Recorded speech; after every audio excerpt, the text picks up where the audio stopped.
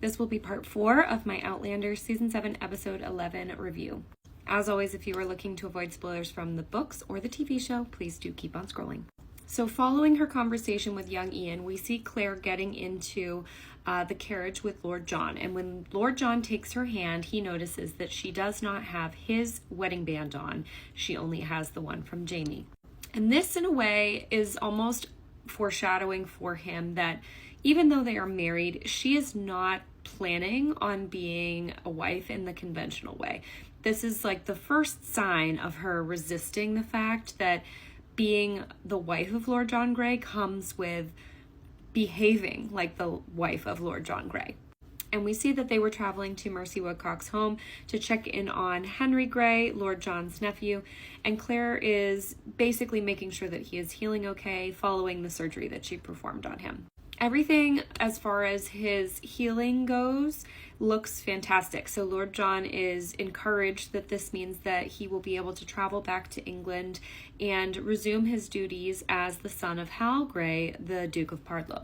Instead, he is met with resistance because Henry would like to stay in America and marry Mercy Woodcock, who, as we know from the prior episode, is recently widowed and has been taking care of him this entire time that he has been staying at her home recovering from his injuries. And Lord John Grey immediately dismisses this notion and reminds him that he is the son of Hal Grey, Duke of Pardlow, which means he is a captain, he is a lord, he is a viscount, and he has duties in England that he is expected and obligated to uphold. He insists that this is his duty, and Henry insists that his duty should be to the woman that he loves. And again, this goes back to the earlier sentiment where I said that there's a lot of plot points happening where people are being contradictory of themselves or hypocritical of themselves. And this is another example of that, as we see in the conversation that follows between Claire and Lord John. Also, this was a minor comment that Lord John makes in this scene that might have been missed, but he drops a little bit of information that Sir Clinton, who is taking over from General Howe, is planning on evacuating the city. So that's just to give you a little more insight into where in the revolution we are currently at here. So when the two of them get back into their carriage to return back to the home at 17 Chestnut Street, Claire immediately starts chastising Lord John for his behavior here. And Claire is approaching this conversation from her point of reference and viewpoint being from the future, whereas John is still very much a man of his own time. And he's clearly very upset about the whole situation and is trying to do the right thing, but I don't think that he's somebody that needs to make sure that everyone in the room knows that he's trying to do the noble thing. He just does the hard thing knowing it's right, even though it might upset people in the process. So while Claire is pointing out to him that he should want his nephew to find this type of love, and who is he to get in the way of that or basically frown upon it in such a mean way, essentially. And don't you want better for your nephew when you've expressed to me multiple times that you're lonely and your nephew has this opportunity to not be lonely? Those are the kind of stones that Claire chooses to throw at him in order to make her argument about his behavior being incorrect here. And this is, I think, just a beautiful scene because the dialogue is so well written that it's so short but really hammers home the essence of what he's getting at, which is that he knows what it means and how it feels to have your love be viewed as a crime. And he knows that even though it would be wonderful for Henry to be able to live out his life with Mercy Woodcock, there is a very high probability that they would not be able to do it without being subjected to violence or fear of being found out in the same way that Lord John has essentially lived his entire life. And so even though on the surface it looks like his motives are coming from an ignorant place like Claire suspects, she quickly realizes that this is coming from a place of experience. And I just thought that this whole scene was very impactful and a great reminder about how there are so many angles to look at each of these big situations that our characters are faced with in the grand scheme of the story. Also, just wanted to take a moment to point out how, stunningly, incredibly handsome Lord John looks in this scene. When they return back to 17 Chestnut Street, we see that it's now nighttime, and John brings in a box, which in my video previewing this episode, I thought it might have been the microscope that he eventually gifts to her, but it's not. It's a dress that he is offering for Claire to wear to a supper that will be hosted at their home. And in the events of their wedding and how quickly everything happened, he forgot to tell her about this event. And Lord John is really trying to hammer home to Claire that even though they are married and she is theoretically safe by being wed to him, they're not out of the woods yet. And there are plenty of people who have thoughts and suspicions about their marriage and how quickly it happened that he is trying to dissuade at this point. And by bringing Claire to this dinner and having her show up on his arm and basically putting on a show for those people, it will only benefit them in the long run, and they have to protect each other in that way.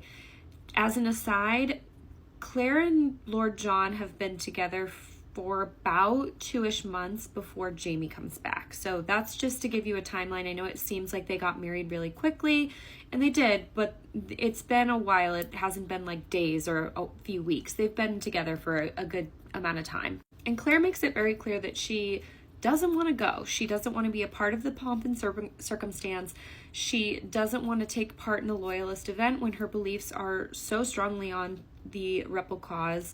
And John is really just trying to speak reason into her because she's being very resistant and hospitable towards him. And I really liked the line where he says, if we have each other, we still have Jamie. And I think that is when he finally gets through to Claire and she realizes that her being stubborn in her ways isn't benefiting either of them. And it is about more than just her, and this does affect Lord John differently than it affects her, and she needs to be mindful of that fact moving forward. When we cut to Roger and Buck again, they spot a coat hanging on a branch, and Roger immediately knows that it would be that of an RAF fighter pilot, and so they go to investigate. But the man who now owns the coat immediately meets them with resistance, and it ends up being a dead end for them once again. I really like how in the show, Buck is sort of this voice of reason for Roger throughout this whole thing. I think it's almost the inverse in the books at times because Buck and him have this like snarky brotherly relationship and Roger's very irritated with him a lot of the time, but they're not doing that so much in the show. And I actually like how he's kind of interjecting a little bit of a voice of reason for Roger as they keep hitting these dead ends, looking for Jemmy and now for Jerry. And again, he brings up the point where he thinks that there's a greater purpose behind him being in this time specifically. And even if it's not to find Jemmy here, there's a greater kind of force at play that is making it play out in the way that it is in this moment in time for him. So he will let it work out the way it's supposed to in due time, and he's kind of giving his faith to that. At the party at 17 Chestnut Street, we see Captain Richardson come in, who Lord John was not expecting. And as I mentioned in a previous video, I will have to do a separate one talking about Captain Richardson, but spoiler, he is a time traveler and he has direct ties to Rob Cameron. So this will be a big storyline moving forward that I hope they will play out. They've already kind of condensed it a lot in the show just based on what his conversation with Claire was, but he will be very important moving forward. And Lord John starts to worry because now he's here, he's laying eyes on Claire and Lord John, and Claire doesn't plan on showing up to this dinner, so John is starting to panic.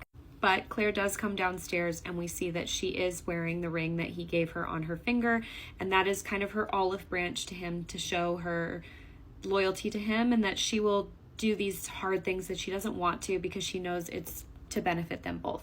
William and Claire have a very brief moment. In the books, they're a lot closer, and like I said, he calls her Mother Claire at this point. We were kind of robbed of that, I think, in the show, but they have a nice exchange to show that they are very civil with one another, and he lets it slip that he doesn't want to dance with another woman because he is feeling rather down since Rachel has left.